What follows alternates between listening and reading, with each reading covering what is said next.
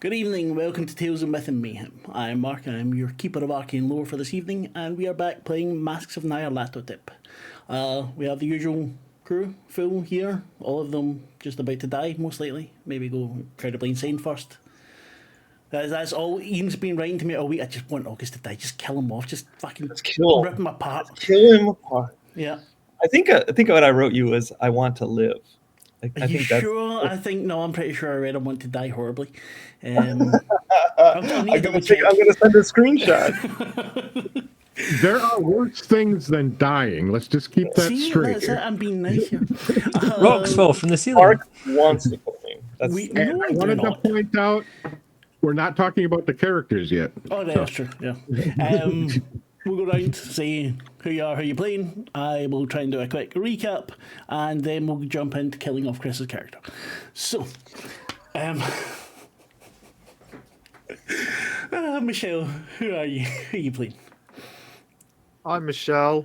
I am on a lifelong mission to discover who I am, and every time I find something new, I'm always like, okay, that's not bad. Could be better.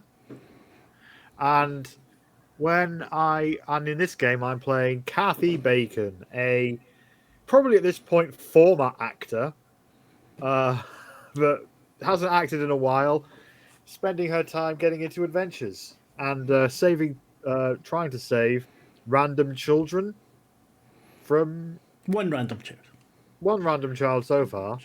A bit of a children. Yeah, just a bit. Currently, I'm going to bring this in, has been thoroughly confused by how a lot of the things we are chasing have kind of similar names and kind of similar goals. And there's a ghost of a very bad queen in her head, it would seem, in her dreams. And yeah, so she's quite confused and tired. Ian, how about you? I'm Augustus Fulner, and I'm a professor and ex-military, World War I. I almost said World War II. Time traveling. I don't have a bacon bit to discuss.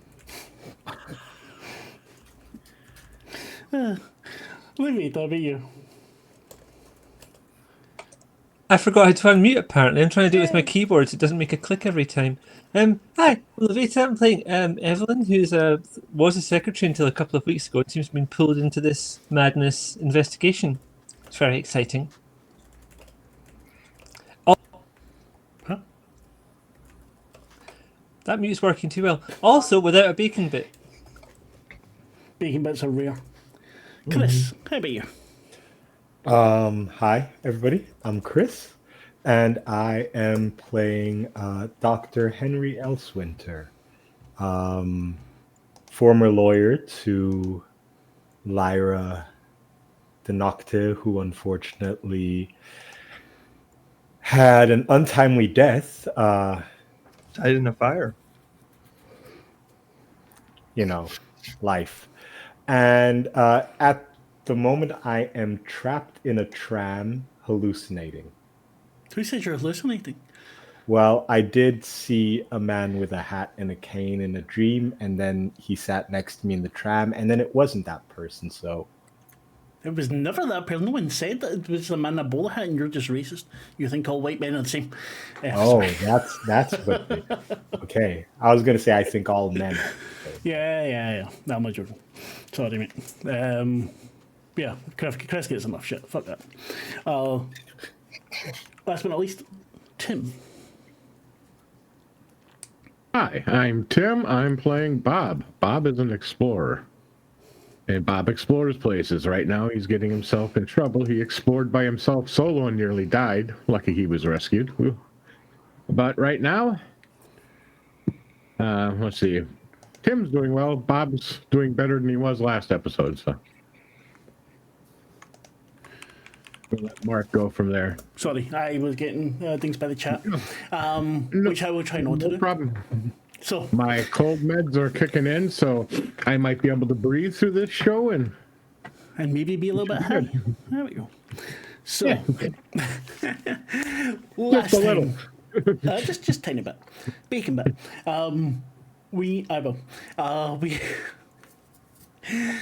we started off in the museum last time, where Bob had gotten into a spot of trouble with some kind of creature that was trying to use magic on him, only to be stopped by Dr. Ali Kafur, the head of the occult section of the museum.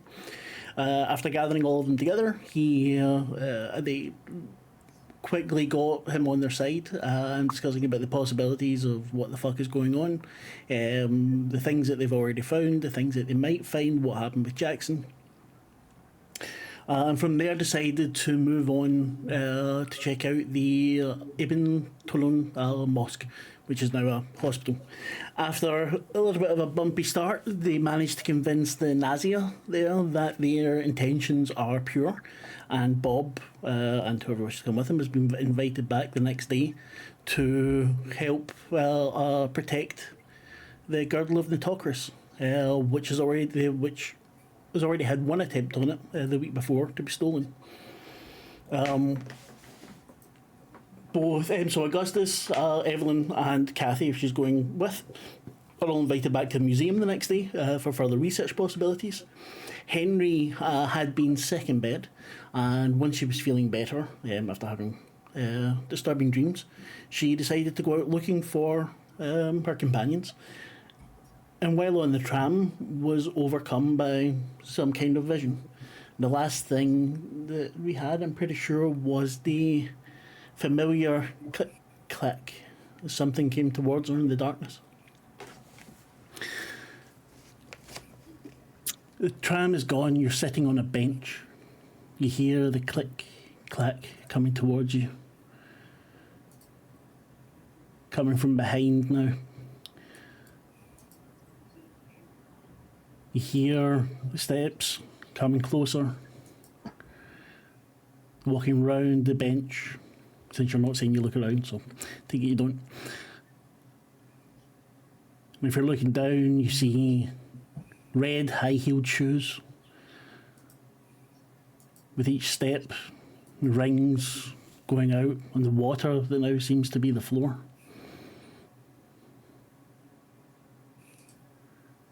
May I sit?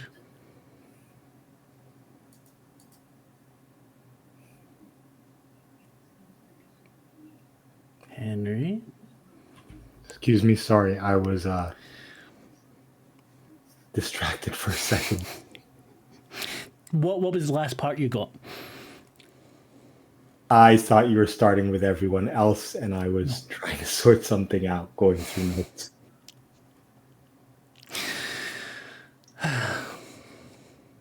So, you hear the click and the clack. Yeah. Same as before. The tram is gone. You're sitting on a bench. I look around. It's completely dark. You see, coming from behind you, shape in red. You see with each footstep, water rippling outwards. You see the floor is now wet. Then this woman is in front of you. It's like barely a blink. She's dressed entirely in red. There's a mask, a featureless mask over her face. May I sit? I look down at the floor. All right, listen, Henry. You just had a really bad lunch. That's the fever you had. You're still recovering. You thought you were feeling good. Maybe you should go back to the hotel. Why don't you take a seat, Henrietta dear? Then you can go back to your hotel. Have we met? Not exactly. I have spoken to a friend of yours once upon a time, Miss Bacon.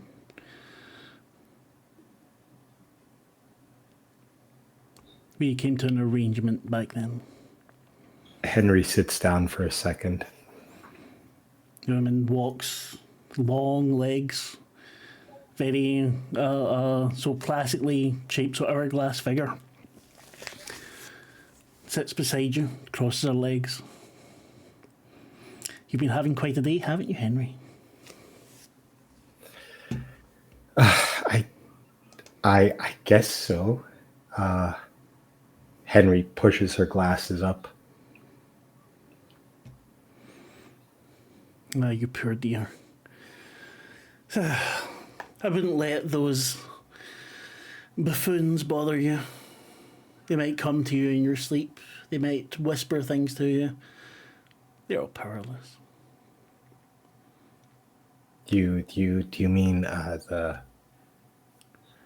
that weird guy? What? I didn't get his name.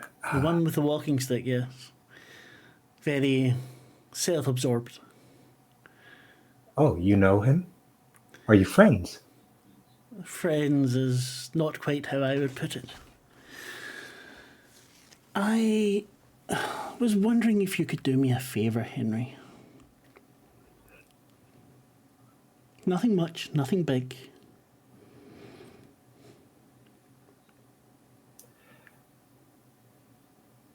No questions asked, or are we talking? You can ask and I will answer whatever I can. What do you want from me? Your friends and you are looking into the Carlisle expedition. Ah, yes, the explorers, the ones who Oh yeah, that was unfortunate. Incredibly so. Yes, we're looking into that on behest of my former client. Ah, Mr. Nocte. Such a tragedy. Just Where he just stares into the distance. your friends are getting information on someone who will be woken up. I want you to make sure that this does not come to pass. Or if it does come to pass, to convince the Nitocris to step aside. So if your friend wakes up, we should tell him to Her. Oh, okay. Look, I really have no idea what's going on right now. You do not need to have an idea, you just need to agree. If you agree, it's all done. Okay. I will trust in you. I believe. Henry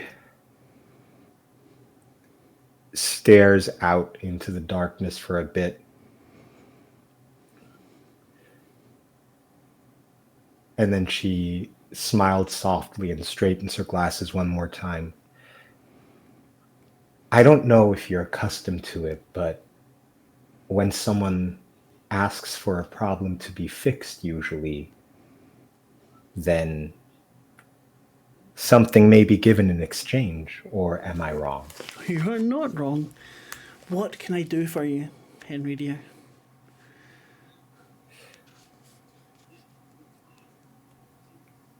I would like one favor. Which would be? I'd like to call upon it when I'm ready to use it. This is not... There must be limits. There must be conditions. An open-ended favour is not something that will be gladly given. Well, then I guess you may have to look for someone else to do your bidding. Henry gets up from the bench and starts walking towards the darkness. A couple of steps, and you see yourself walking towards the bench again. Henry. Are you sure that is what you want? It is for the good of all of you. If you wish for something right now, if there's something I can help you with, I will do so. If you want an open promise that I do something for you in the future, that's not possible. Your wish might go against my wishes, and I cannot promise to do it then. Whereas what I'm asking you to do is very much in line with your wishes. Well, you see, as Mr. Nocti's legal counsel, I always knew where to put pressure and also where I could leverage a good bargain. A I'll favor tell you that I this. call upon at any time, if it does not align with what you need, you do not have to fulfill it. Then this we can agree upon. I will give you a way of contacting me. Your inner hand, your inner arm, your wrist burns for a second. Just not, I mean, just really it's like flash burning. You see you have a tattoo of a red featureless mask. No. When you need me, you can call. If you achieve what I wish you to achieve. Either stop it completely, or make sure she knows that she can sit this one out. And if she asks who says she should sit it out, what should I say? She'll know. Oh, okay. I guess we have a deal. Indeed. The tattoo itches for a moment, seems to go brighter. And you wake up covered in sweat in your bed.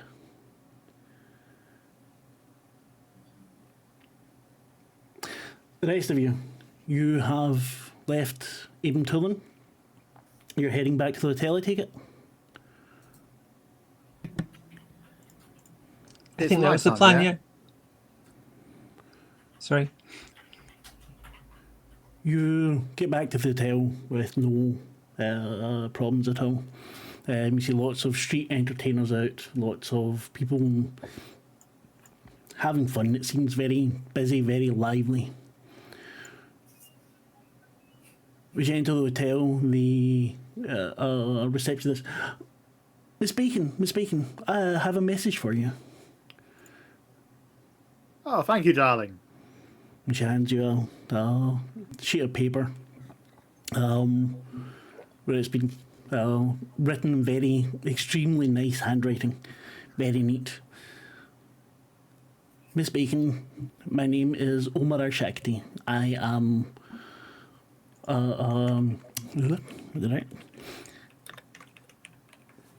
am a great fan of yours, and I've just heard that you are in Cairo. If you would do me the honour of joining me at my plantation tomorrow, you may of course bring guests. I will have a car waiting for you at 11 a.m. outside of the hotel. Should you not wish to, it is completely understandable.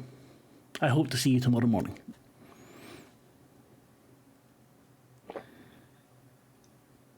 This is Michelle asking. Omar Al Shakti. Omar Al Shakti. Omar Shakti. Omar Al Shakti. I'll write it for you in the chat. Omar Al. So O-M-A-R Al Shakti. Yeah. With a K. All right, cool. Yeah, I got it right. So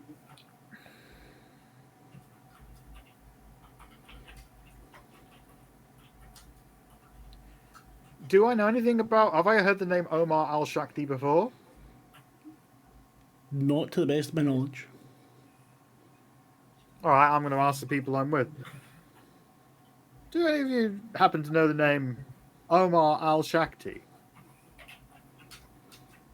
It does ring a bell. What do you know about? What do you know about him?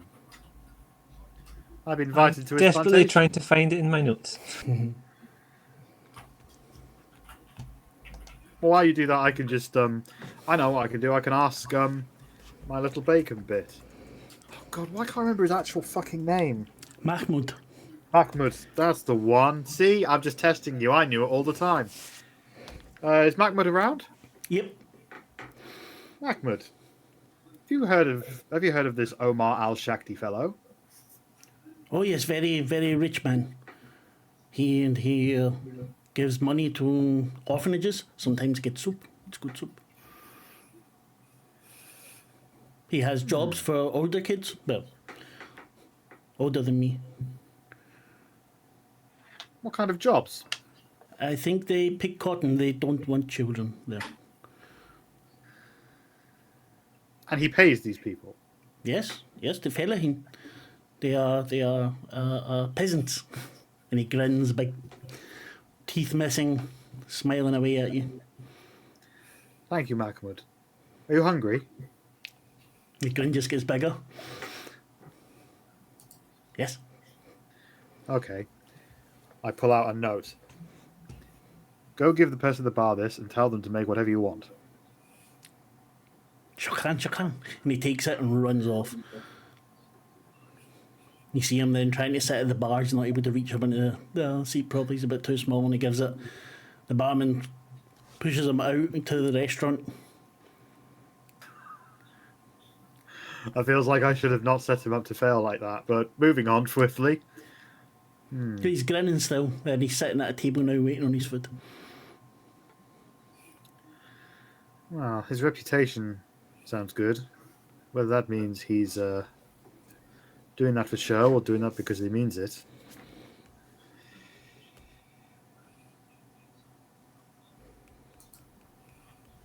I'll ponder this tonight. What time of day is it, or what time of evening? I think you're probably going on to about 8 o'clock, 9 o'clock. It's late. Well, not late, but... Yeah. See about getting some food and stuff like that, and then going to bed. Because, yeah, that's what Henry's... I mean, yeah, I'm Bob, not Henry. Bob is doing. So. You can't tell Henry what she's doing. Yeah. Woo. August, So, Evelyn? but yeah, I'm trying to think of what else that we might do, because Tim is zoning and he's trying to at least make an excuse why his character's not there. So. Food in bed. What's the plan, people? I imagine we retire in a hotel, but we should make plans for tomorrow on what we want to do. Some of us are going to go to the museum to continue research, possibly. But there's also the Clive expedition that we just learned about. And then Bob had learned about that the day before. Yep. And I believe Bob made arrangements to go back to the temple tomorrow to do some guarding or offered. Mosque, I can't remember. Yeah, mosque. Yeah, so that's his plans for tomorrow, to keep his word on that. So. Okay. So I was wondering about that. And then, I mean, there's 5 of us, so we can go 5 different ways. We can split the party. I just wanted to see Marc's face when I said that. 5 separate deaths are easier than one group sometimes, you know. Exactly. Yeah. And we all know I'm trying to die. Exactly, So, that's it. That's top of your list. I imagine I'm going back to talk to Kafur to tell him what happened at the temple, because he needs to be filled in on what we found there. And then my hopes would be that we either keep with the temple or we check out the Clive expedition, because of that's where the body disappeared. Okay, I did say he would help you research today, the next day. Yeah. But I think the Natokris connections are all right here, and either we can just run with that line. But we do now have an invitation. And would I recognize that name? I don't know, do you? I don't know off the top of my head. Evelyn's got it written down, but so the name rings a bell, but she doesn't know I think why. the name does ring a bell, I just don't remember why. My character's a lot smarter than me. And your character's a lot smarter than all of us. But everyone's memory is a memory. If you remember, or if you have a note pointing to it, then okay, but you're writing down the name.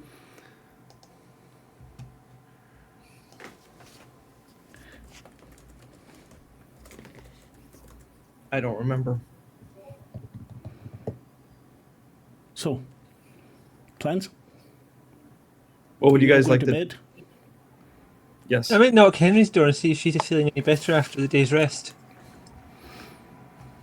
Henry slowly opens the door and just looks through the crack. Yes? Just wanted to check that you were all right.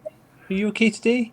I've been having very odd dreams. I must have eaten something off. I'm not sure. Maybe the heat's not like my turkey sandwich must have been off the heat. I really don't know. I've just fever and a bit of throwing up and a bit of the runny ends as well. I'll see you at the breakfast buffet tomorrow morning. Sure, no problem. Can I have them bring you some water or anything like that? Oh no, I'm fine. I have Okay. everything. Thank you. Henry closes the door and examines her hand. You turn, you see your wrist. The small tattoo looks like it's been there for years. This featureless red mask. Henry smiles and goes Give me to her. a sand roll, please. A sanity roll. Yes, please. Yay.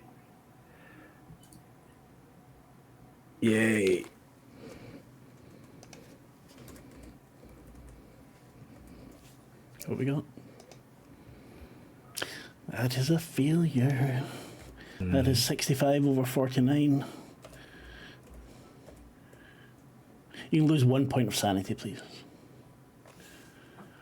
As you look at this tattoo, and you know it's not anything you ever got that you did, and it just your brain starts to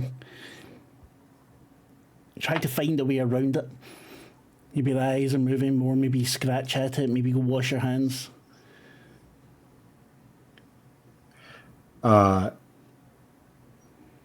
Yeah, Henry goes into the wash closet and starts scrubbing her hands frantically.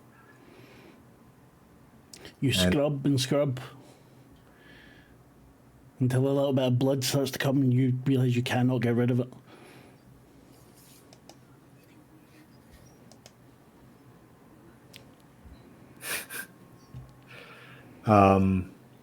Lyra heads over to her bag and pulls out her little notebook and starts writing in it. What do you write?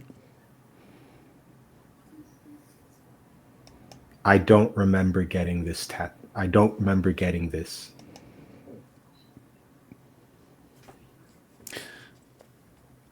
So, August, as you're returning to your room, that hits you. You remember where you've heard the name before. Yes, I do remember it now. It was when Najar, when we spoke to him in the shop, and we found out that he stole the items for the Carlisle group from him, and that we're talking about Omar, right? Omar Al Shakti, yeah. Yeah, and that he is the high priest of the Brotherhood. And that is the person who, I'm assuming, summoned the fire vampire or whatever that burned down his shop and scarred him for life. So I remember. So now we have an invitation to his, I guess, farm? Plantation. So I go to Bob and Cathy and Evelyn and because now that I just recollected, I want to know what they want to do. How do you want to proceed? All your rooms are beside each other, so near each other, so you're able to do that, no problem. I will knock on the wall and ask them. What? Wake up, Bob. I think we all know that Cathy's room is where the party is happening. Yeah, as you approach Cathy's room, you can hear that there's another 10 people in the room. And she's just in the center, just holding court, and you see that's the point where he fell off the stage and fell right into the orchestra's pit. Cathy, your stories are wonderful. I hear the knock on the door and see people. It's right, you all, you need to fuck off now. Off you fuck. Come on. Off you fuck, everyone. Thank you for coming. We'll do this again tomorrow night if we have time. Thank you for coming. Oh, lovely. But Bacon can stay. He can stay. He can hang out. Bacon bits of good glow sticks. Feeling party mood. Backwood, you can stay if you like.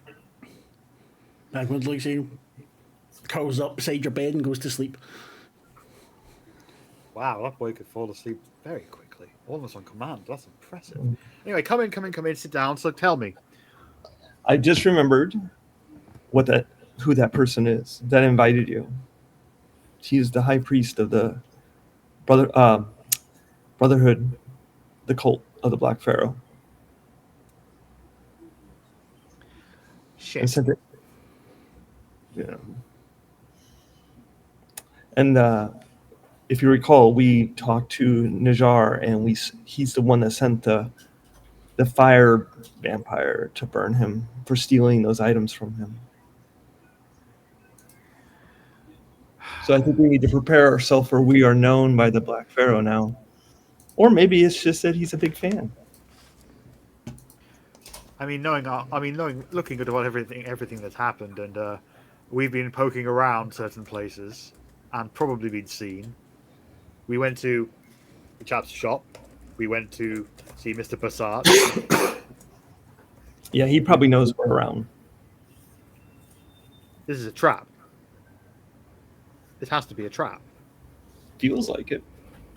Well, you But if we don't go, then think they'll of try it and get as- yourself there. Sorry. I was just thinking, yeah, if it's obviously a trap, but should we spring it to see what happens is the question really here. I'd suggest if we don't spring it, then they'll come after us another way. At least this way we know what we're getting into. It's the thing they've invited you to. And I'm thinking if they have things they want or that were stolen, they might be asking us to recover them. Interesting thought. Man, I don't understand why I didn't remember earlier, because that's who they said. It's the same person who told us that they're trying to steal something from that temple. You got a lot of info today. You were in those books for ages.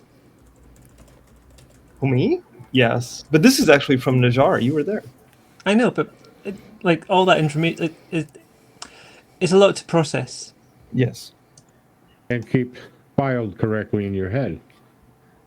Let alone knowing where to look in your notes when you think of it. So that we went to the temple, and then all of a sudden we get an invite to this place is pretty obvious to me.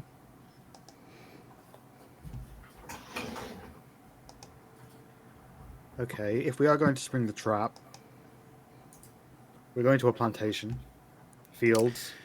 You all have things to do tomorrow, though. So the car would be there to pick you up at 11. But Bob would be still at the mosque. And August would be at the museum. I'm not sure I'm not sure either. about Henry, Cathy, and Evelyn. I don't think I should go there alone. Looks If like the I'm ladies are going to go. going to the plantation. I don't know what it is about the word plantation that doesn't fill me with joy. Oh, it's the history of it, darling. Yeah, that's probably it. What do you think, Cathy? I don't want to go to the priest of the Black Pharaoh who do horrible things to people and change them, than who commit massacres and are actively trying to bring back to life a nasty sounding queen. That sounds So- entirely fair. It seems like an absolutely terrible idea to accept this invitation, go to their territory, and Have a couple drinks. Unionize the the one time I'm having plantation a- workers. You can take Bacon Bit with you. I am not taking Matwood anywhere near that place. In fact, the one reason I would go is maybe to try and get some of those kids out of there. You've got kids in there? Mahmoud told me that not like kids, they're adults, but young. Former Oh. street kids. Right, who have yeah. grown so- up and work on the plantation picking cotton. I mean, there is a chance that they know about him and are fine with it, and if that's their deal, then I don't want to interfere. But at the same time, also, this man is clearly dangerous. Well, I've seen the prices of Egyptian cotton in New York. I can't imagine they're getting all the money here.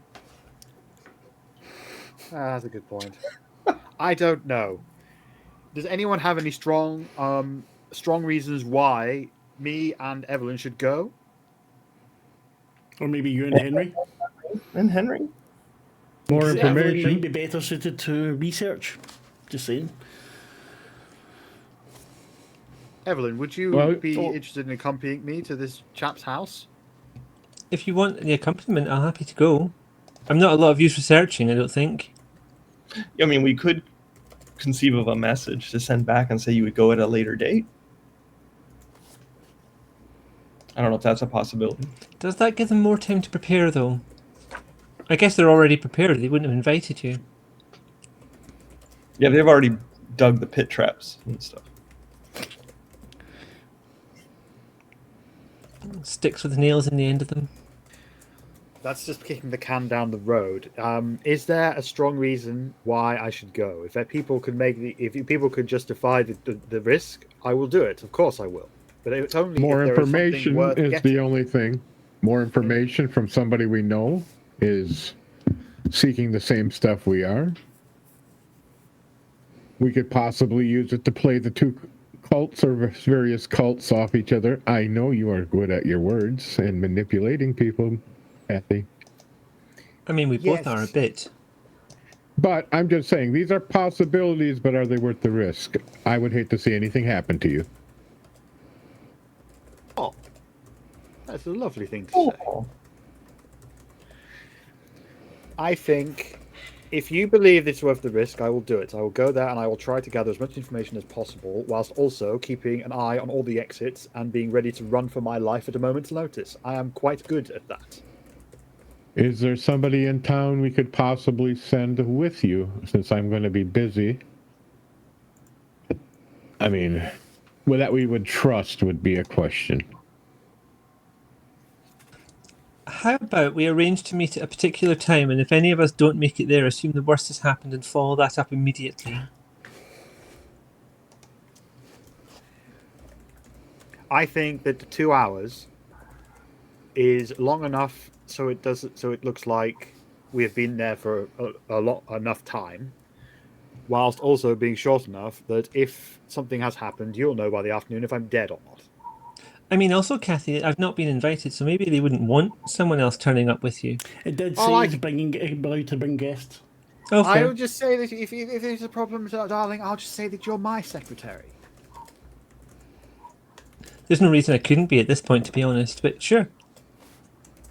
Well, it's just, it explains your presence. If you want to come up with a different story, if you find that demeaning in some way, I'd understand, and we can find another reason for you to be there. But we can come up with a reason. Yeah, that's very doable. Henry, would you like to join? And also, how good are you with a gun? Not that I'm worried or anything. No, I'm not concerned. I'm not feeling anxious. I down my drink, pour another one, down that, and then look at Henry like this.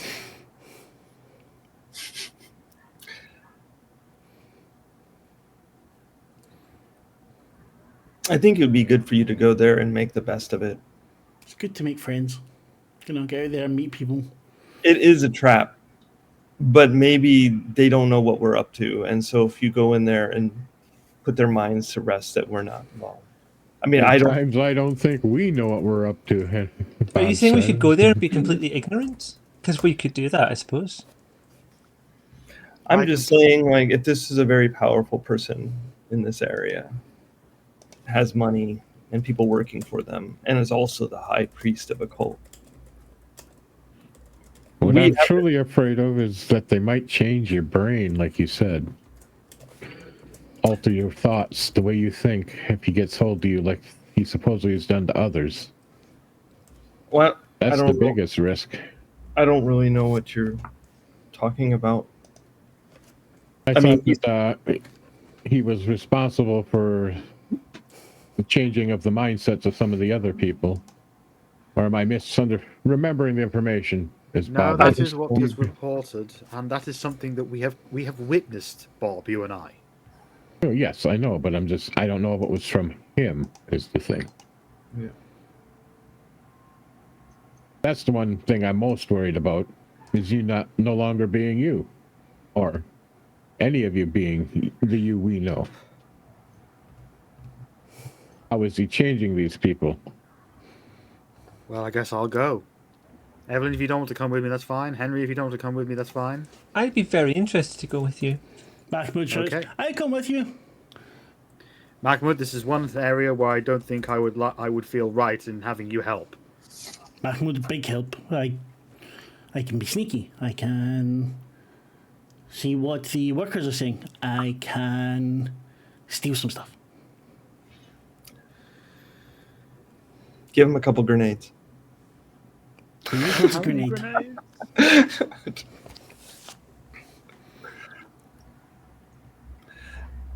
Okay.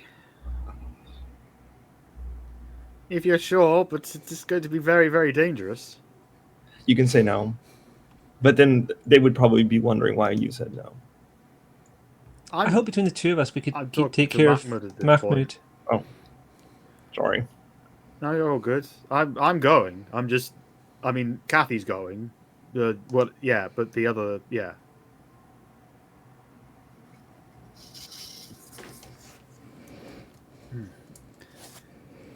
Mahmoud, only if you're sure. But you must keep out of sight and not take any unnecessary risks. If you want to stay here at the hotel all day and play and do whatever it is you want to do, that is also an option. It's entirely up to you. No, I want to help. I earn my money. Can I have some money?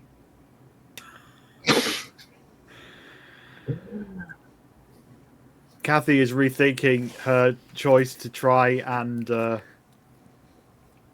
enlist this boy's help, but just says, out of guilt and shame, okay. And I hand over another bill. Thank you. And he leaves the room. I see you in the morning. She's gone. Right then. So we have a plan. What time are you going? I look at the note and say, well, the car's going to show up at, was it 11? 11, yeah. Just wondering how much. I mean, if I could go to the museum and then go with you if you want. You have to be in the museum for 9, so I don't think... I mean, you could send a message to Dr. Kafur if you wanted, but he is getting to help you out, so... Yeah, I think you need as much research time as possible, to be honest. Okay. Okay, yeah, I don't have to go, right? Yeah, I'll be all right in the museum. There's no reason to expect the museum's not completely safe. No, I think I'll die in the museum. So I'm going to be alone. The violins come out. Yeah. And we all know Marc's trying to kill me, so. No, okay. You asked me to... I'm just doing as you Needless violence. I know. Please stop sending your daily message that you're going to kill me.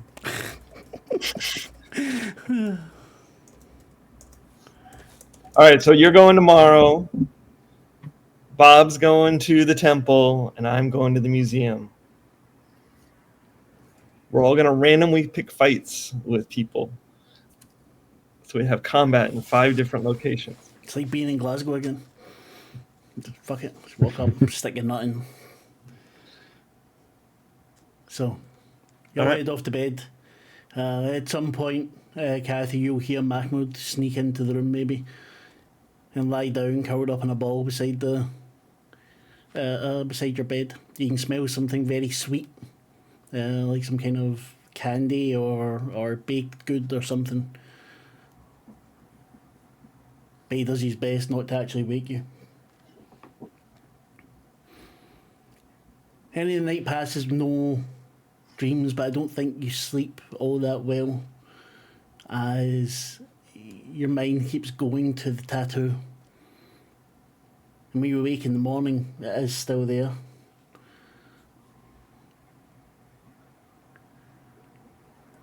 So, Bob, what time did you want to get to the mosque at? Were you bringing anyone with you?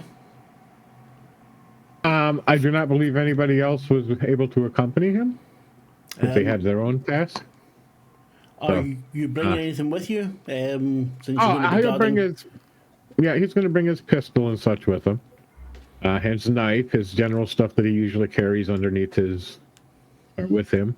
Yeah, he's planning to go early, right after first the sunrise, and they do the first calls or whatever they do for prayer in the morning. Yeah, that's, as I said, it's not, the mosque isn't used as a piece of prayer anymore. It's now an infirmary. So I'm just saying, in general, you would hear the the whatever call to it is. prayer and everything. Yeah, yeah. of course. Yeah, no, that's grand. You probably arranged the time for you to get there. Anita doesn't know how the chat's working. Not very well, it seems. So you're heading off there, August. Are you heading? Are you going with anyone? Is Evelyn going with you, or is Evelyn going with Cathy? I was going with Cathy. You're going with Cathy. Henry going with Cathy? No one's spoken to Henry since. I I asked if you wanted to come with. The meeting we had. August got everyone to talk about the fact that Omar Al Shakti's a bad guy. Henry, not feeling too well, didn't actually wasn't able to pay attention. Maybe you'll notice she kept on looking at her wrist and Well, I'll rubbing ask you at it again as you talked. I'll pop round Henry's in the morning and just say, "Hello, darling. It seemed like you were a bit peaky yesterday. Would you like to come with me and Evelyn to this Omar Al Shakti's place and check it out, or?"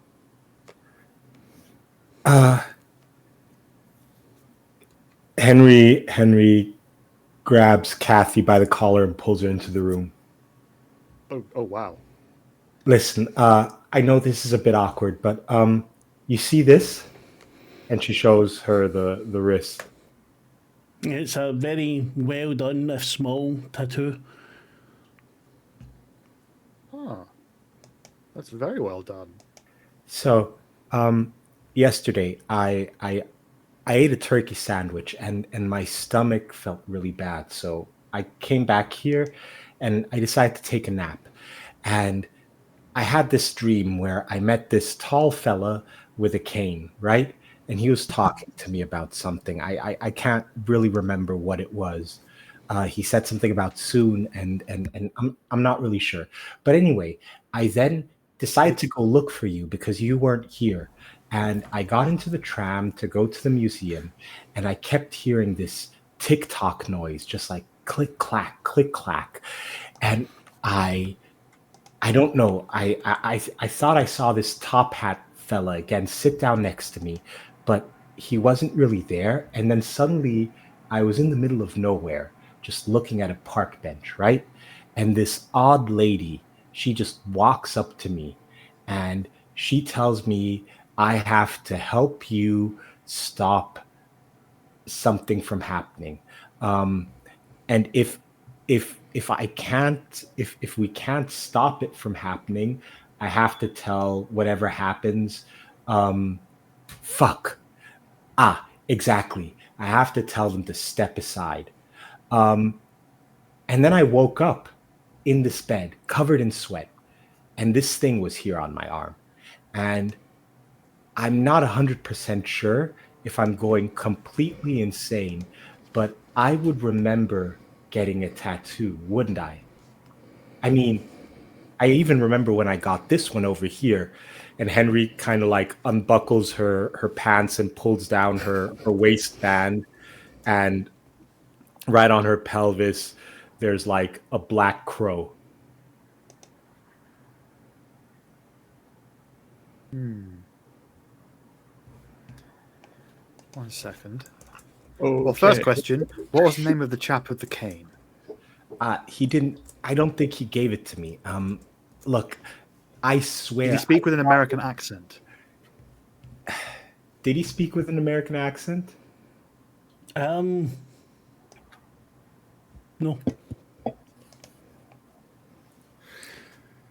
English, upper crust.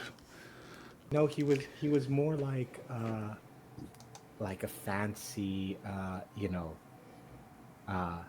Brit. Well, that rules out Abraham.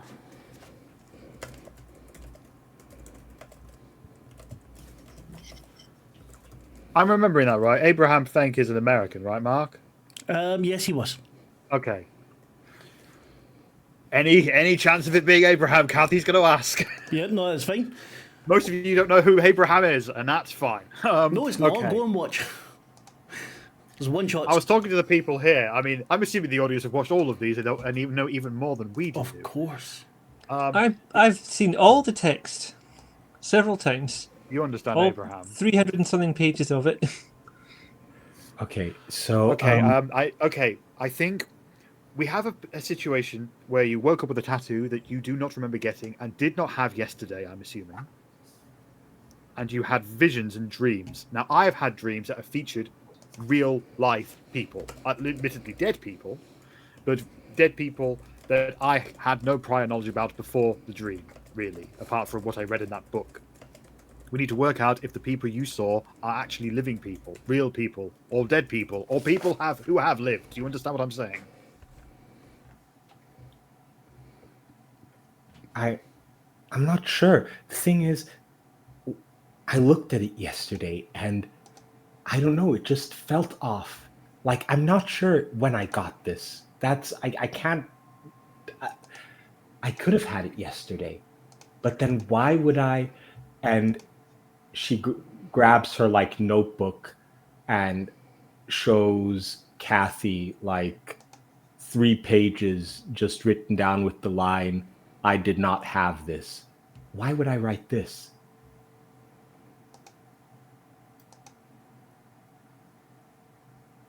Can you describe the tattoo again? It's a featureless red mask, and give me an idea roll, please, Cathy. So an intelligence or knowledge or whatever the fuck it is. You do remember, and it is related to Abraham, when you were in that house together, when you were downstairs. She spoke to you.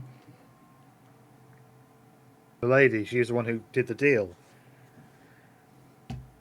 That did not go how I wanted to go. I wanted to save Abraham. She kind of diddled me. Diddle can mean different things in different locations, I'll rephrase. She cheated me. Okay. She did not cheat you. The deal that you made was not explicit enough for you. I'd argue that she knew exactly what I meant and she didn't do it. Therefore, I was cheated. I think it was pretty obvious I wanted to save it. Okay. I'm going to explain what happened in Give me a brief sanity terms. roll, please. Oh, for fuck's sake. Sorry, but just thinking. Great. You How can much do I also lose? one, just one. Oh, okay. As memory of Abraham, memory of this lady in red, memory of the horrors. Went down there. Well, I'll briefly explain. So, I need to tell you something. I think it's related. This red mask tattoo. So I'll quickly go to my notes. There we go. Me and a good friend, a dear friend, Abraham. He was a stunt man on many of the pictures I worked on. We were called to a wealthy idiot's house. He messed with things that he shouldn't have, and it resulted in poor Abraham's death. The rich idiot had allowed himself to be overtaken by Nyarlathotep. Well done. Only took 6 fucking months. Still. Nyarlathotep had taken his agency away, and in the basement there was a woman who sounds similar to who you described in the dream. I believe that she is opposed to Nyarlathotep in some way. Judging by Marc's frown, I think I got that part wrong. No, sorry, my wife wrote to me. I was replying. Oh, okay. I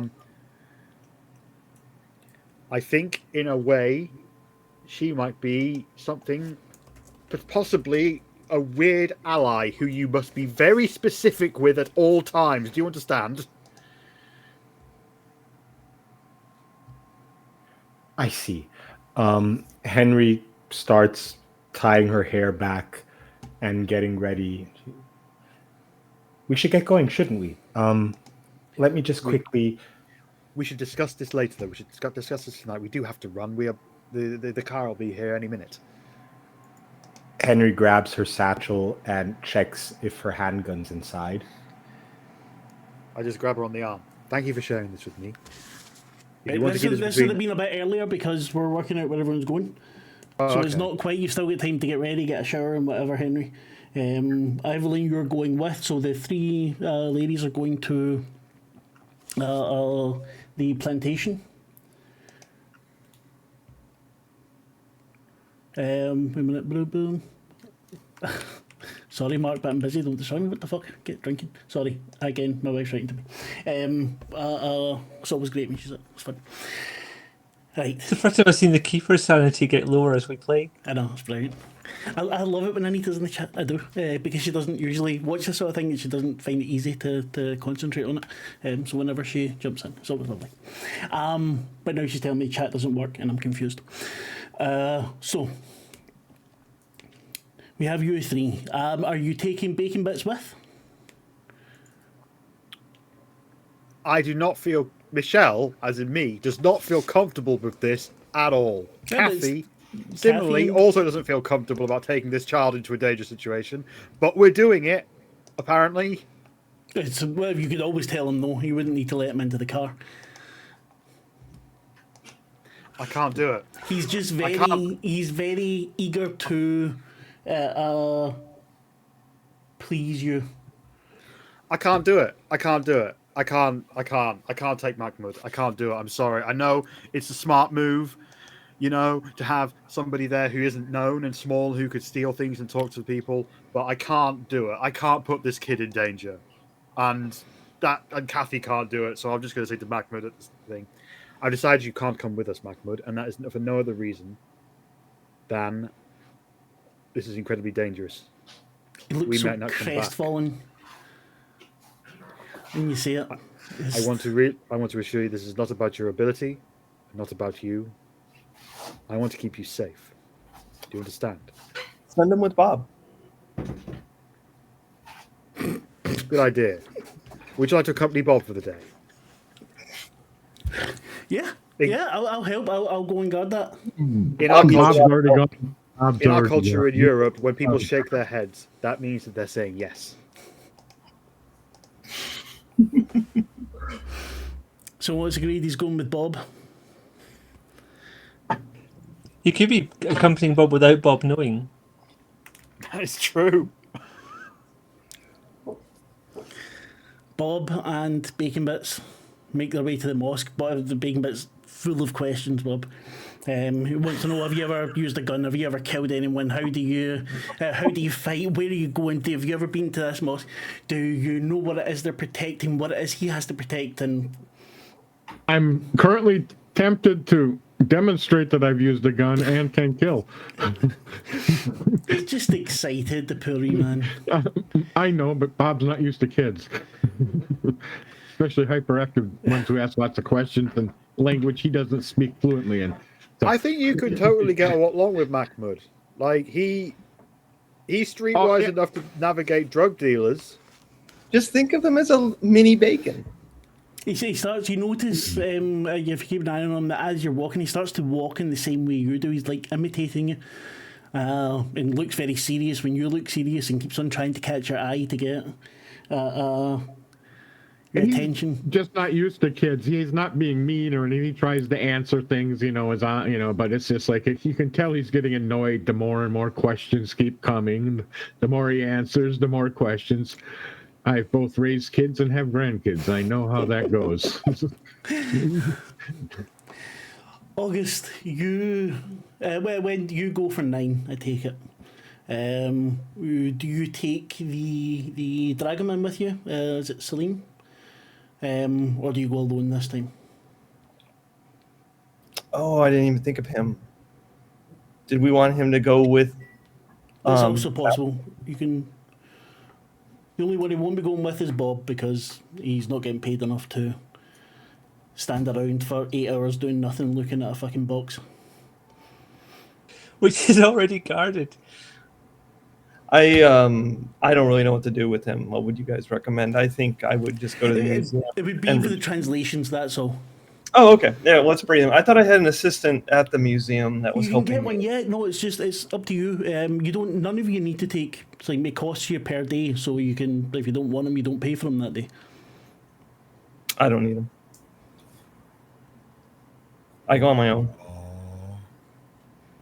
To my death. To your death. As you get there, Kafura's waiting at the door.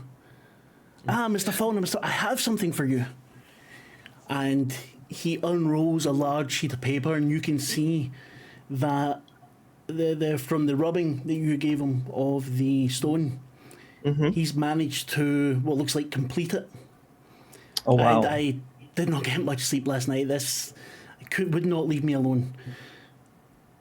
This is you're right. It's the protection symbol. I'm sorry. We do not know here how to activate it. Is it possible to reactivate this, or is this sign that it's broken? Come every with me, time come. we mention it's broken, is it mean that it is broken forever? Is the question. Come. It starts walking off. I'll explain on the way. Okay. And he starts taking you down towards the vaults. So, in my research, I have found that this is an extremely powerful protection spell, protection artifact. The power it takes to cast, however, is massive, and I do not have the details of the spell. I think you may be able to find one. The last I heard of it was the something of Hassan. The translation is not quite right because Marc can't be arsed looking up in the book. It's a Chinese tome. And as far as I know that will tell you to do it if you can get hold of that book, or if I can get hold of it, I will keep my eyes and ears open. Then maybe we can seal off both the tomb of the Nephilim Ka and of Nitocris. How would I locate this book? And then I try to recollect if it's any of the books that Evelyn has. It's not. It's the name. The San doesn't ring a bell for you at all. But he takes you down to the vaults, and the first stop is this little office, and he brings out the things that he'd looked into, and he's showing you things you can't necessarily read, is in different languages, and he's pointing out things in Chinese and things in Arabic, and saying, here you can see, and he's explaining that this type of spell has been used multiple times in history, that it was added there, and it was taught to them by the people from China. Wow. Is there any way I mean, I'm just going to try to collect this up so we have this as a resource for the future if we ever go to China, and if we live beyond this area. But maybe we need. So this is a spell that was taught from China. Is there? And you don't have a record of the actual spell. It's only in that book. That book contains it. From my research, yes. Is there any way that we could collect and maybe derive it from other text? That may take some time. We can certainly try. Do we know the last sighting of where this book could be? Or any prints, or how many are made? I'm sorry. That's not. I've only been looking into it since last night. That's there's Well, unfortunately not much. If we want to right what's wrong and maybe reseal this, then we need to locate this book or learn this spell. Do we know- Sorry, the book. Just before I forget, it's one of the 7 cryptical books of Hassan. That rings a bell, but I think you said it once and then said we didn't get it. Yeah, I think because I said to you by accident. Yeah. That was right. Why didn't we get it? You were in the wrong country, and I was looking at the wrong page. It's okay. Well, then maybe we need to figure this spell out if we hope to reseal this. Or, is it a done deal and we need to think of other measures? And then I to Kafar, I relay the stuff that we discovered about the temple, and I say that the girdle of Nitocris is there? Yeah, there we go. Nitocris. I say the girdle of Nitocris is located there, and there are 3 artifacts that might be needed in the resurrection of her. Then all we need to do is to destroy one. Why is it not being destroyed? Has there been? Well, it's guarded by the temple, and they're not allowing it because it's a. Why would we destroy it? Like, this guy works in. Did you ask about it being destroyed? No, we didn't ask. Mosque. Okay. Destroy it. We were gonna. I mean, this is something we discussed as a group, but the Clive expedition and the body going missing. Do we need to go there and retrieve the body? Do they need the body? I don't know exactly how this resurrection spell works, so maybe I need to research what they need. Sorry, that is another thing. Sorry, as I said, I did not sleep much last night. Me either. I spoke to the chief of police, and he was able to get me some information. Mm-hmm. The police do indeed think that there may have been some kind of hidden tunnel, but they're not. They found an entrance, but they see no way of getting it open, and there's no sign that this many-ton sarcophagus was taken there. But I think you and I both know there are ways to move things that might not leave a trace. Yeah. Here, look, and he pulls out a map and marks it for you where the entrance is. Okay, I take that, and I just maybe we need to investigate this area, and if this was the tomb of Nitocris, then there might be other clues on what is needed, that might lead us to other items, because there's 3 artifacts that we need. And do we know that they do not have them? We do not know anything, really. We just know that they don't have the girdle, which is in this temple. Then we should see if we can destroy it. If we destroy it, they cannot get it. I don't know if I can ethically go to a temple with a religious sect and destroy their items. If they're guarding it, isn't it good enough?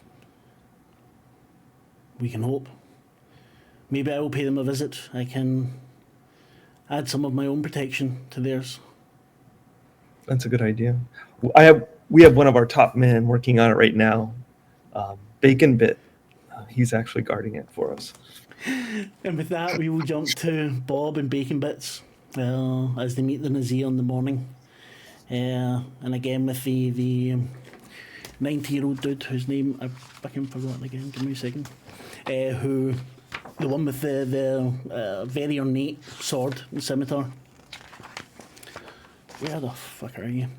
As you head back down underground to that massive stone door.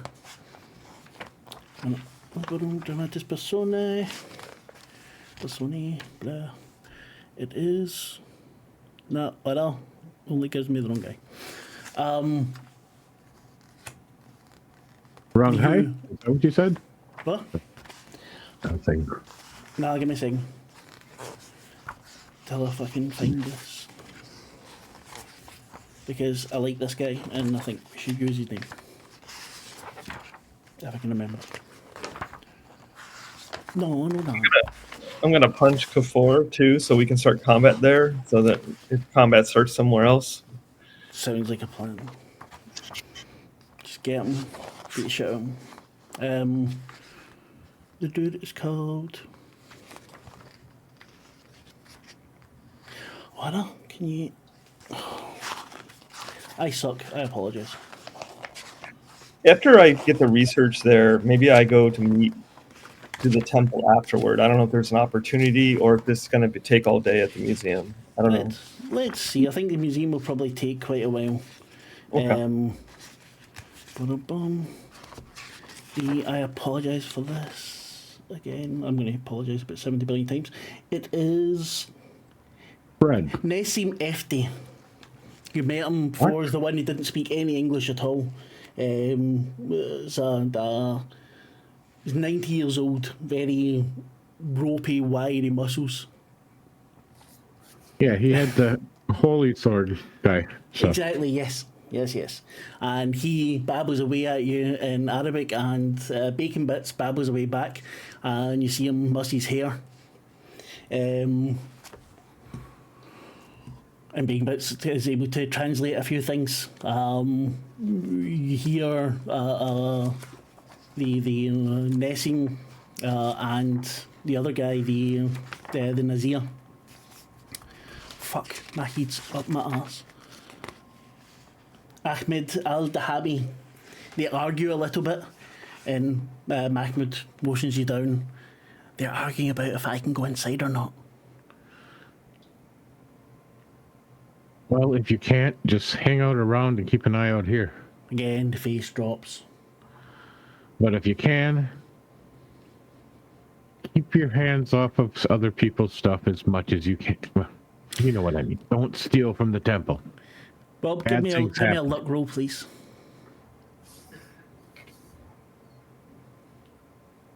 There it is.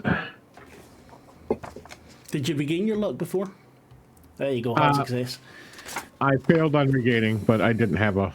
I only lost a couple. No, but you gain, even if you fail in regaining, you regain.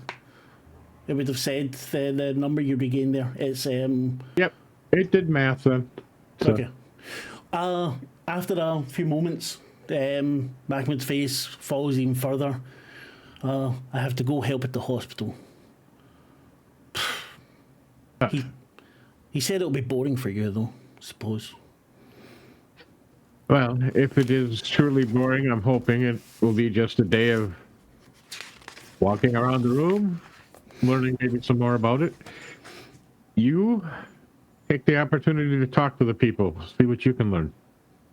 He salutes you almost as he tries to salute, but he's not quite sure what a salute is, and heads off up the stairs. The older guy shouting back at him, the 90-year-old just laughing his ass off. And says, come. I would have let him know before he left. I'll make sure you get another $1. He's very, very happy about that. You come in, you're in the same doors as before, the two sets of them, massive things, you couldn't push it on your own, probably all five of you couldn't push it together. When you make your way in, another old man in his 70s nods, says something in Arabic and walks out. So, Mr. Robinson, you stay here for today and you see everything safe. We protect the girdle. Inshallah. I will do that, sir. Is there any tradition or routine I should follow? Not to offend anything here? Be alert, there is no English or very little English here. I cannot stay, I must work above. You are 6. You protect. Do you need sword? Will this do? And he opens his jacket just enough or whatever he's wearing where his gun is. I use a gun preferably, or the knife. He points to it as hip. The gun make loud noise, no? Yeah, so if you would prefer me to try a in sword, very small room. I give you sword. And bring a sword for you, another scimitar. That would be, just so you know, 1d6 plus 2 damage. 1d6 plus 2. Mm-hmm. You can tell it's sharp, All right. it's well cared for. What is that brawl or fighting? No, that would be fighting. I think fighting blades or something. We'll look after that. I'll look at it after. No problem. No problem. I just wanted to make sure I marked it with the right ability. So as you enter the room, it's about 20 foot by 11 or something. About 10 feet high. The other men, all noddy, they're all also older, all look like very thin brick shithouses. They talk a little bit amongst themselves, they nod at you, Ahmed explains that you don't speak Arabic, and some of them try to say something. Oh, cool. Some of them tried to say something in English to varying degrees, but they all seem to welcome you. I'll bow, nod respectfully, whatever appropriate hand gestures would be culturally appropriate. No problem. You're able to do that, no problem at all. And after a moment, you're told that food and water will be brought in a few hours, and that they wishes you the best of luck. Or yeah, something appropriate. Best of luck doesn't really sound right, but yeah, it was something appropriate.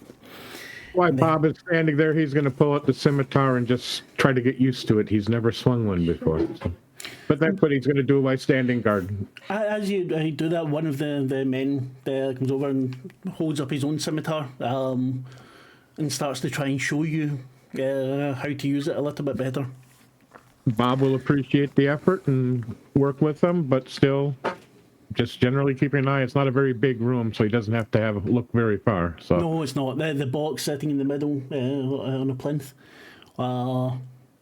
Yeah. But he's going to make his best to try to at least form some relationships here. It could come in handy later. It's like people that don't speak the same language can often communicate very well. Hands and noises come into it.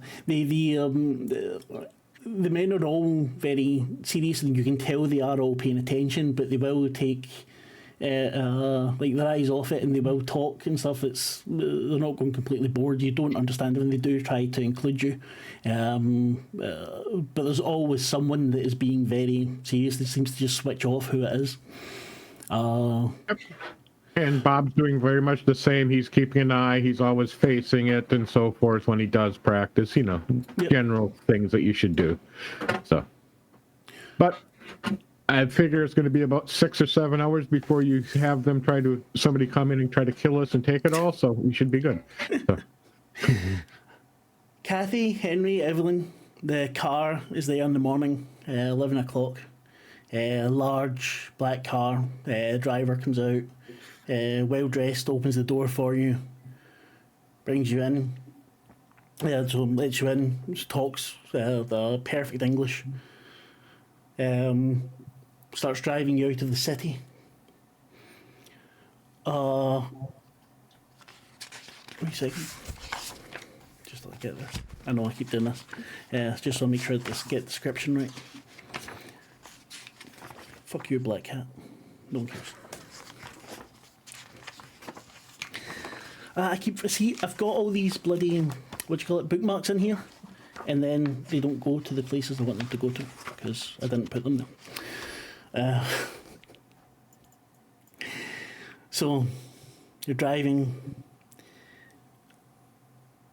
and after maybe 45 minutes, it's not all that long, you start to see the fields, the cotton fields. There's people working in them, mostly fairly young, well-muscled, collecting the cotton. I mean, it's not a very nice job, but it's what they have there, and they are getting paid. You can all give me a spot hidden, if you like. I do like. Do you? Ooh. Failure. Massive failure. Nice. Success. So I'm just busy chatting to the driver, too Success. oblivious to everything, just like, You're trying the Union. driver, trying to get them, asking if the drivers of Cairo have unionised and explaining the benefits. You know, Cathy, you understand. Evelyn, Henry, you're both looking out the window. You're paying a little bit more attention. And definitely not on all of them, but on some you see a sign of an inverted ankh. Do you remember what, sorry? Inverted ankh on So some where- of the a sign of what? some of the people working. Oh, right. Okay, like a tattoo kind of thing. Yeah, some tattoo, some like a medallion or something. Just you're quite close to some of them. You go by. It's not like when you're on the roads here, where it's big tarmac and you're quite far away from the fields. As you're driving here, the fields are like immediately beside you. You could reach out and touch the plants and the people. And you do notice it's not every one of them, but it does pop up more than once. Do you both remember what it means? I mean, I personally remember what it means. There's a fairly good chance Evelyn does, because it's only been a day for her. Evelyn would definitely. We need to decide on the Evelyn thing at some point, I'd but say it doesn't matter Evelyn- just now. Evelyn Yeah, let's stick with that. makes That's sense. fine. Yeah. As long as we're consistent, that's okay. Yes. Henry, what about you? Don't give me that look. You don't. Does Henry not know, or do you not know? Henry has only been present, arriving at the hotel lobby, introducing herself to people, That's and then right. being sick. Okay, Henry needs to get an asking gear. Fuck's sake, Henry! How dare you? How dare you join this group and just not pull your weight? It's just. Yeah. Yeah. She did drag me into a hotel room to try and do some of that. Yeah. Did she? Was that what she was dragging you in to try to do? Well, at first I thought, hang on. That's This isn't what I what we thought. discussed before the game started. We didn't establish our lines or veils in this particular area, but then, backstory.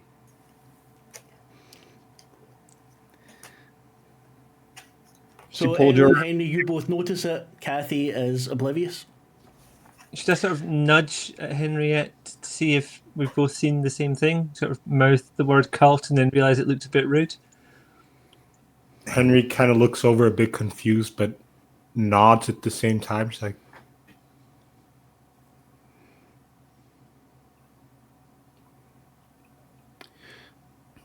After a while, you see the large, it's a white house.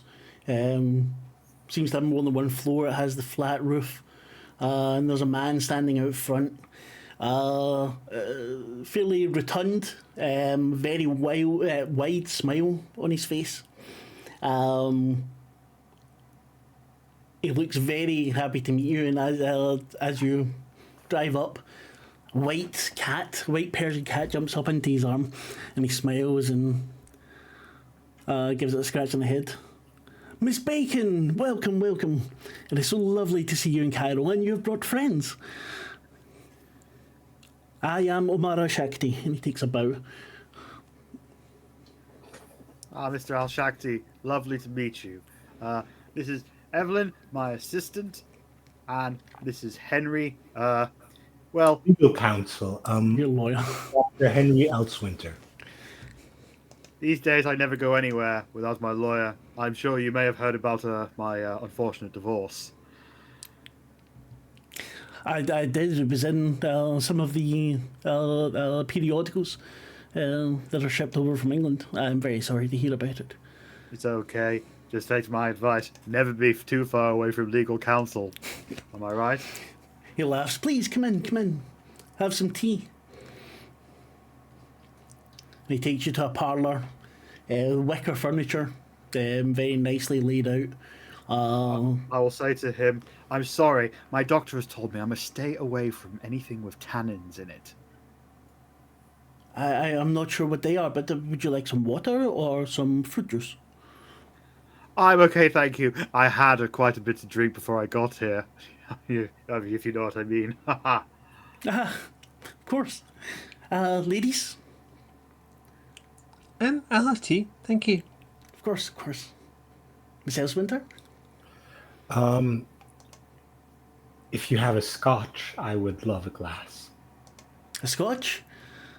Of course, we will find something for you. He makes a clapping sound and someone comes in. He whispers in their ear.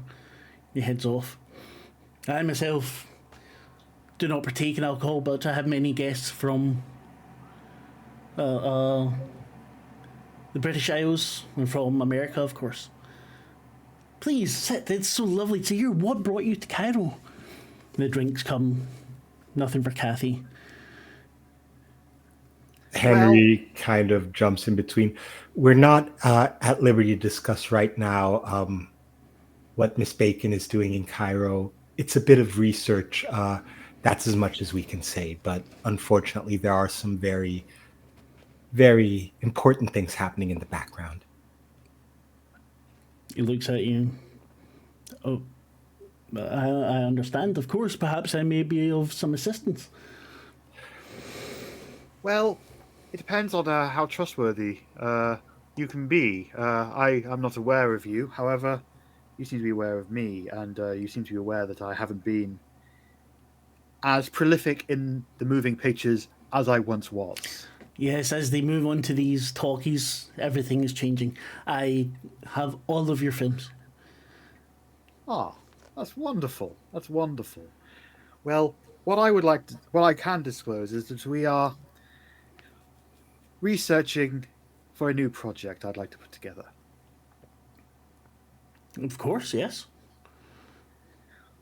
We are seeking to dramatize the sad and sorry story of the Carlisle expedition. Ah, the Carlisle is Sir Aubrey Penhew, yes. That was such a sad thing to hear. I had worked with him with his foundation a few times. In fact, now I'm working with the foundation, helping this Dr. Clive. Ah, of the Clive expedition. That is something that has come up. I mean, Yes, they're both from the Penhew Foundation. Obviously, since Sir Aubrey passed away, the foundation didn't stop doing its good work. I think this is now the 4th or 5th expedition since that ill-fated group. I see. I mean, we haven't approached the Penhew group about this project as yet because we're trying to get a more fully formed idea of what the project would be before we approach them and see if they would, sanction their involvement. We don't want to misrepresent anyone. We want to tell an authentic story as much as possible. Give me a charm roll. I think we go for this.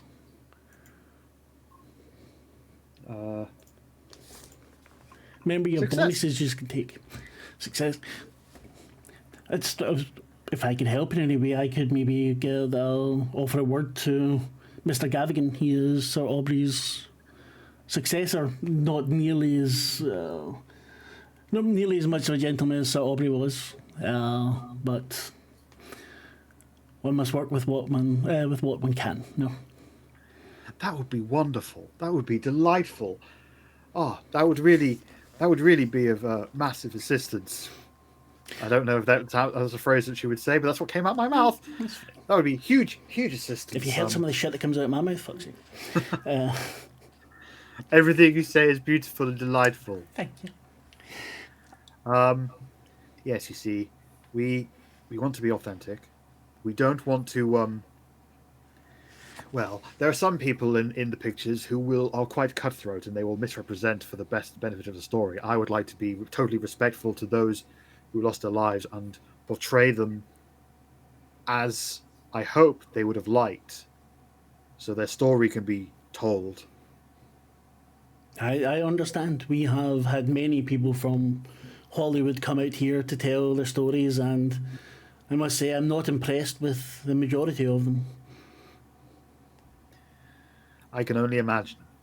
I am clearly not going to be as experienced in the ways of your beautiful country as you are, but yes, there is definite history of people coming here and being quite ruthless, shall we say, with your culture. Yes, it is a sad thing. So, did you have any involvement? Did you have any interactions with the Carlisle expedition? Anything?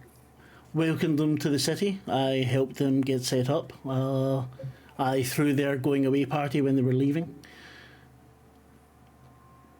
I helped them get the workers that they needed. I helped them obtain permits. As I said, I was a friend to Sir Aubrey. I see. The press at the time was speculating that they were in the country to chase a secret treasure of King Solomon. Give me a psychology roll, please.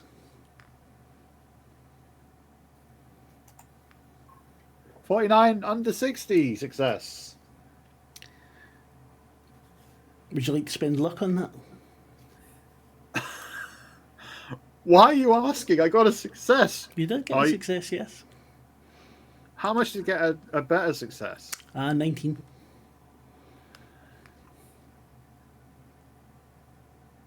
I think I can afford the luck. The luck. others can roll as well. Psychology. That's worth the luck, I think. So I'm going to put my luck from Wait 58. and see what Henry and Evelyn get. Did you That's a regen? no from me. No, that's a no. I did regen, yeah. No, but Cathy, did you regen your luck? I did. It Okay, went up cool. to 58. I've now put nice. it down to 39. Okay. Oh, No, not luck, Henry. Psychology. Oh.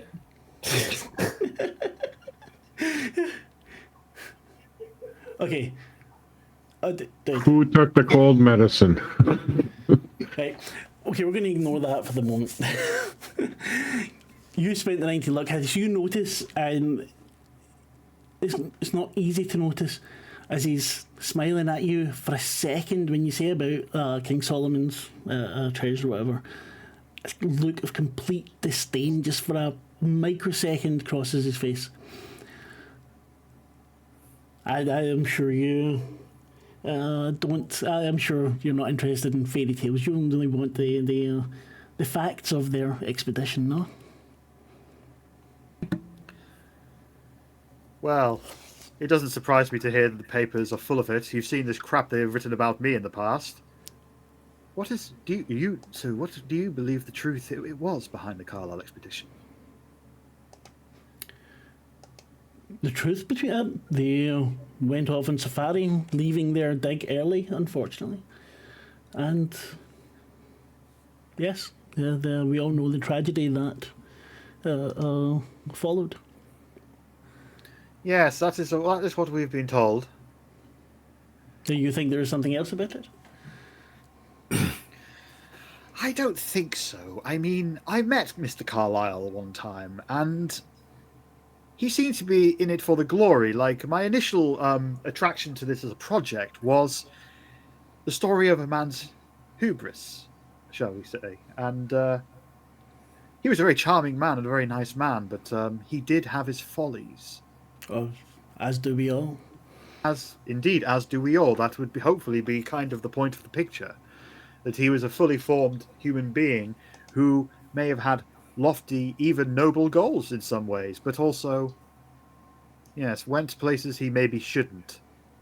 I think that he was trying very hard to get on the right track. That is why his doctor was with him. That is why our mutual friend, Sir Aubrey, was trying to excite his interest in our wonderful culture here.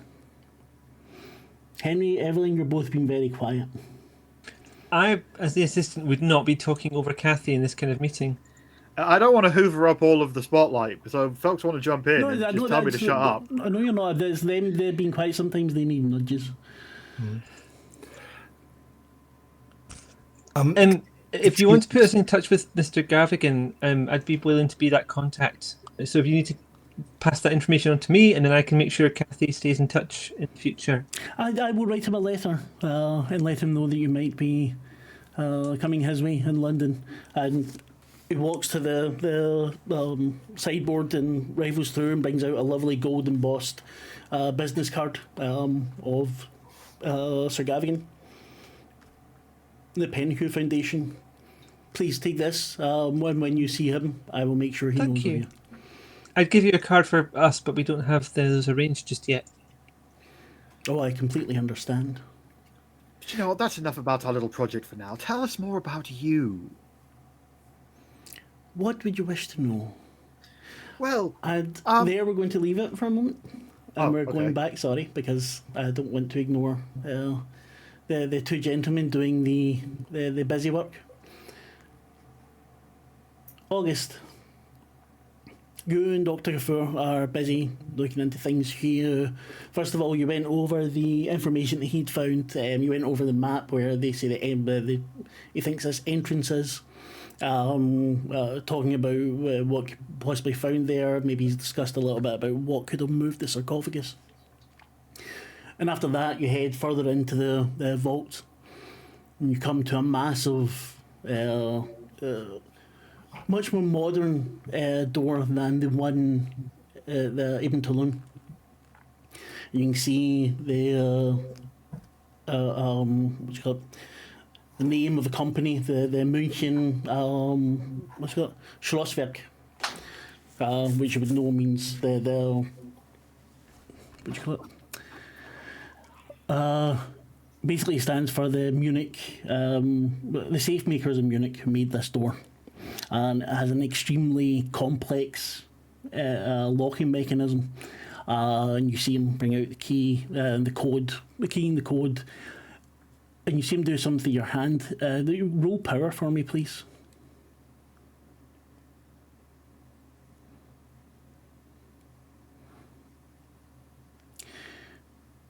You feel, with 475, that's a fucking extreme success. Yeah. You feel the power emanating off this. And you feel, as the door opens and you pass through, a feeling of safety as you enter, and it closes behind you. I think here we have mostly, this is mostly secure here. Maybe not as secure as the girdle at the mosque. However, for our purposes, is good enough. What is this? This is the core of our collection. This is where you will find all the tomes that hold any information that we need. If we are to find a way to recreate the eye or to re-empower the eye, here is where we may find it. I would be super overwhelmed with all of this because this would just be a room of artifacts, I'm assuming. No, it's books, scrolls, artifacts, all very neatly kept in rows. There's a desk beside the door. You enter and there's an index there. It's in Arabic, so he would need to help you out. But it says there are things here in all languages, mostly in Arabic and in hieroglyphics, which I believe you have some knowledge of. Some knowledge. Due to a wonderful retcon we did just before we started. Where would you like to start? I would like... Okay, I need to clarify something. He brought out originally a document that he worked over all night. That had a bunch... It's a picture of the eye, but completed because you only had half of it. So do we need to translate that, or because he made it, or is it just like a build of all the hieroglyphs that were part of the symbol itself? Yeah, it's just a thing of how the symbol would make up. He'd found a description of it, so he was able to show you how to complete it. But that's not the symbol itself is only part of it. It can be the other symbols can be used. It's the ritual and the spell is the main part of it. Okay, so and he only knows that it takes an immense amount of power to do so. Well, I guess we would have to research what the immense amount of power would be, and also what the spell, if we can recreate the spell to be able to place it. So I guess we would set to work on that. That's Okay. So I have some hieroglyphs, and then I don't know, library use is applied here, or I don't know how all this works. I think what we would do. So tell me exactly what it is you would be looking into first. So you're looking for any mention of the what you call it, the ritual, yeah? Yes. Right. So mention of the ritual of the what's it called? The spell, the of the eye. Just about anything to do with that. Okay. And then- yeah. Sorry. I was gonna say, well, and then I think we would probably research what the spell to resurrect Nitocris is, because Okay. we need to stop that. Excellent.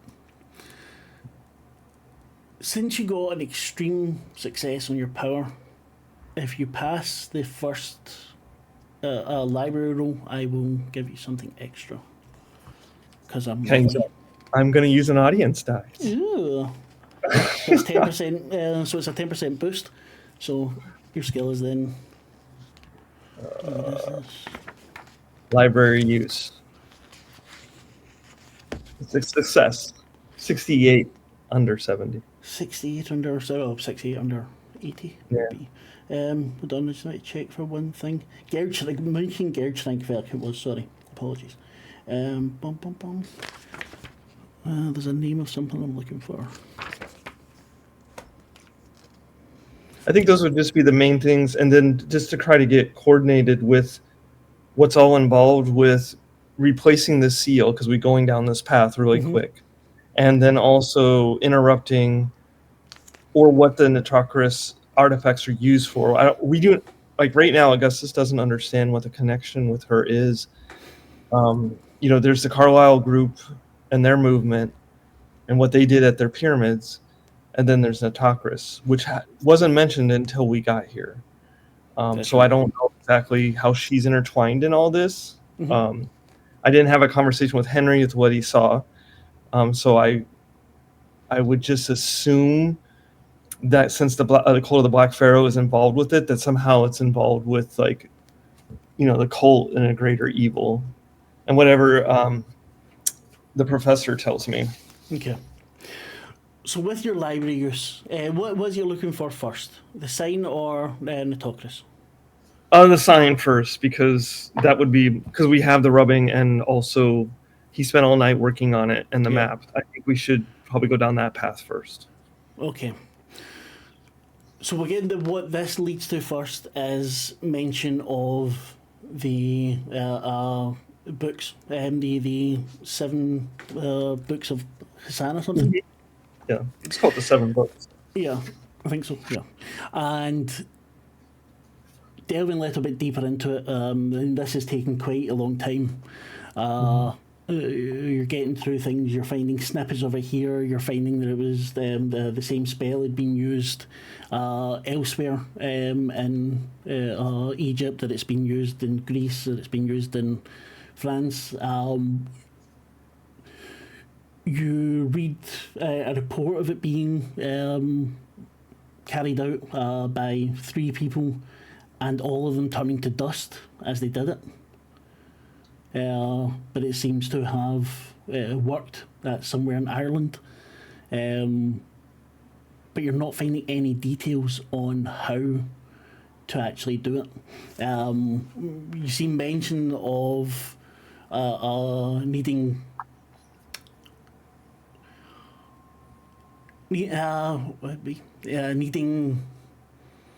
soulful people to do it. Soulful? Soulful is the term that kind of comes up.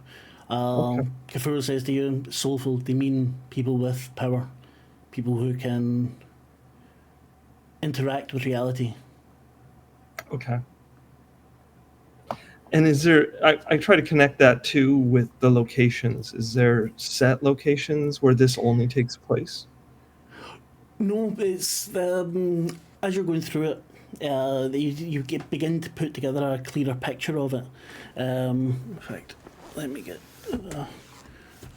I'm just going to open up the actual spell so I can see it.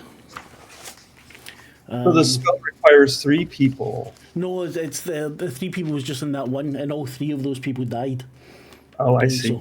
So, yeah, Eye of Light and Darkness. Yeah.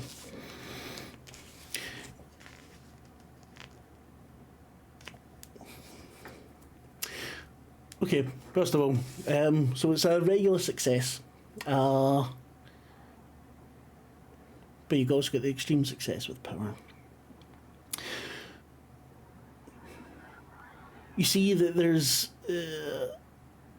sacrifices mentioned over and over again, but it doesn't seem to be of life. Again, soul is mentioned multiple times. There is a component which seems to be some kind of chant. The piece you were able to find there does not have any mention of it and any specifics of it. Okay. You know that it's connected to the timing has to be correct, and you think it might be something to do with the moon, but you're not too sure. These are all for Ian. These are all things that actually do lead to it. It's just you can't get all of it there. It's a smattering of just superficial. Yeah, but it is actual parts of it. So you can, if you get other parts later on, you can put them together. Okay. So keep an eye on it. But as you're going through the stacks, you feel like a cribbling in the back of your neck. You turn your head to see a small leather-bound box, and something about it makes your skin crawl. And Kfuel comes up to you. Ah, you found Al-Azif's tomb. Do you remember who Al-Azif is? No, I do not. I can't recall. Al-Azif is the guy who wrote Lovecraft called him the Mad Arab, the guy who wrote the Necronomicon. Oh, wow. And this is actually in here, it's in the book, it's not just for me. Bob, a few hours have now passed. You think you're getting a bit of hang of the scimitar, you're getting admiring nods from those around you. Food is brought, water, young child. Mahmoud jumps in to him saying he helped someone that had his arm cut off, and he saw someone as well who couldn't see but was really, really nice. And then is quickly ushered out again. And then I want you as well to give me a power roll, please. Power.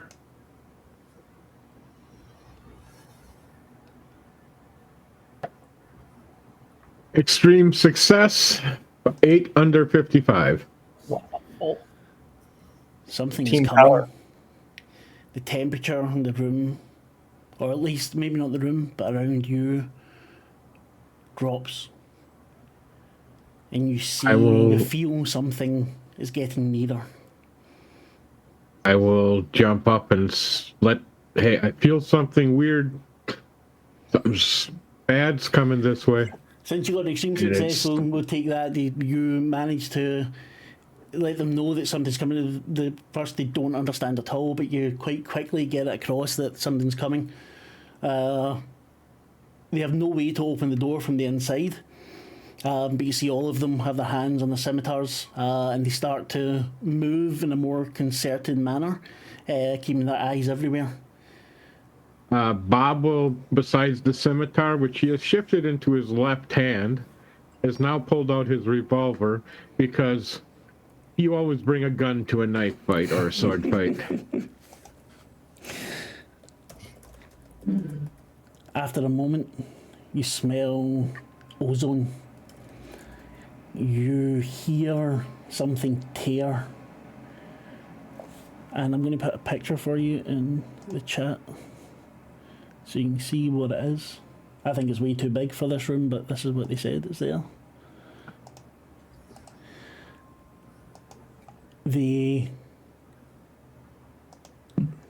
Hold on. Well, if it's too big to be there, it has to suffer negative rolls, right? Well, no, because actually it's, the picture that they give is too big to be there, but the thing actually changes its shape and size. I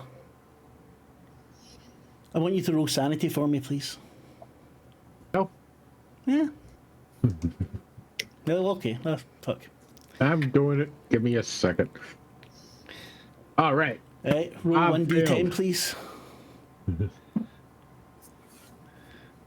Who needs sanity? It just gets in your way. Okay, that's 7 sanity. Roll intelligence for me, please. Oh no. Give me a second. I'm doing math. You really want to fail the intelligence roll. Intelligence. There we go. Fail. You want to fail. That's not gonna happen likely. Oh, Hard fuck. success. Right. So here's what happens. As I said, you smell the ozone, you hear the tear, and you see inky black claws tear open a hole on the top of above the box. And it pulls it, and you hear reality split. And this haunting horror pulls its way into the room, lets a screech, sending everyone back to against the walls. And you see fear and horror in everyone's face as you take a bout of madness. And that's where we'll leave it for tonight. So we need to work out what your temporary madness will be, and we will sort it.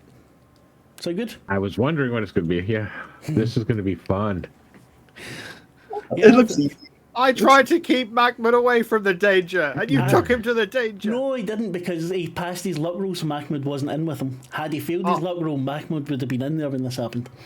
Oh, good. Oh, that would have been perfect. Macman is a shield, and Bob's going insane. Exactly. Monster, you monster. We gave Macman some grenades. You could have thrown them at the creature and Exactly. blew it up. Where are you getting I these don't have grenades grenades. from? I have lipstick and disguises. Oh, wrong game. That's Yeah, over. grenades were in the That's wrong over game. to We you. assessed this. That was our 15th episode of Masks of Nyarlathotep. I think we're picking up speed a little bit now, and I think maybe you all have a better idea of what's going on and where we're going, I hope. No? Oh well, fuck you then. Insane. Going insane. That's all. I think so. I'm just always Henry scared has that we're no going fucking down. idea. I'm You're scared to make Thanks very much, friends. Stephen.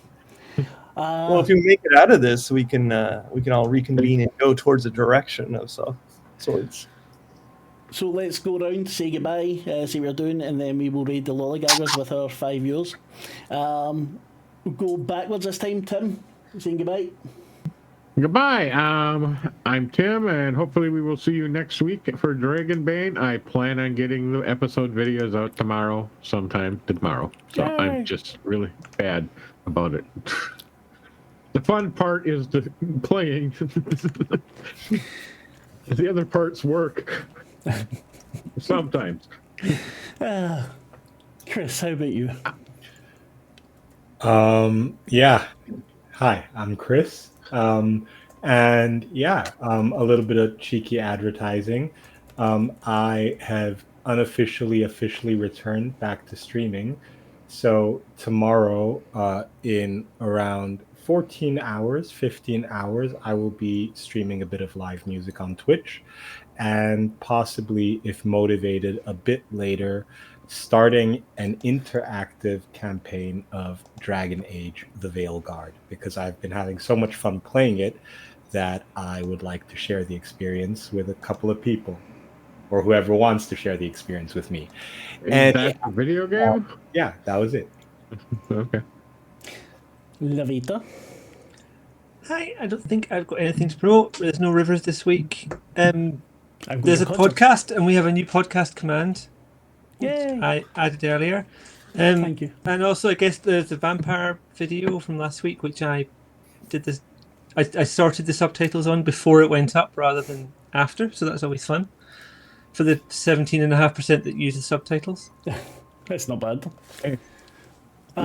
They use them. I like to use subtitles myself because I can't understand myself sometimes. I have a lot of fun trying to figure out what the heck we were saying, to be honest. Or what Marc says most of the time. Yeah, you know. true. I like knowing how much I swear. I do hear, however, that there is a what do you call it, a Tamagotchi being fed or pleasured or something. Ian, No, how about it's you? asleep. I was just trying to turn off the beeping just in case it started again, and I ended up just making it beep loads. Ian, how about you? How was your night? My night was great. I don't have anything to really promote. Still drawing, still making stuff, and yeah, it's a good time. Superb. And last but certainly not least, the mother of Tamagotchis, Michelle. Parenthood, am I right? I know exactly what that's like now. Yes, you do. I am a parent, and I agree. Fallout tomorrow night, 7 p.m. UK time. Work out what time it is for you where you are. I'm not a clock. She's not. I'm check. going to finish off. We're going to hopefully see what happens to our intrepid heroes as they further investigate / try to survive the horrors / metallicness of the General Atomics factory. I'll be much more. I'll be much better in selling that tomorrow. Yeah. Right, so Fallout tomorrow, no Rivers of London because I'm going to sleep token and you can all go fuck yourselves. Very cool. Yeah, it's very cool. On Saturday we have Dragonbane and then Vampire. Vampire. Yeah, we will be recording another cult podcast soon. And yeah, after that we're back next Tuesday. We're coming back with Die because everyone kept on missing Slay, so we'll come back with Die, and then I'll get to Slay with a proper group. You ungrateful bastards. I'm not joking. I'm just talking a lot of shit. So thank you very much. Like, subscribe, follow, blah blah blah blah blah. We will raid with whoever's with us, and yeah, say goodnight. Now it always takes 10 fucking years to raid, and either I do it too early or too late. No one's ever done it right. No, I don't get it right. Go on, fucking raid, ya ball bags. There we go. Bye.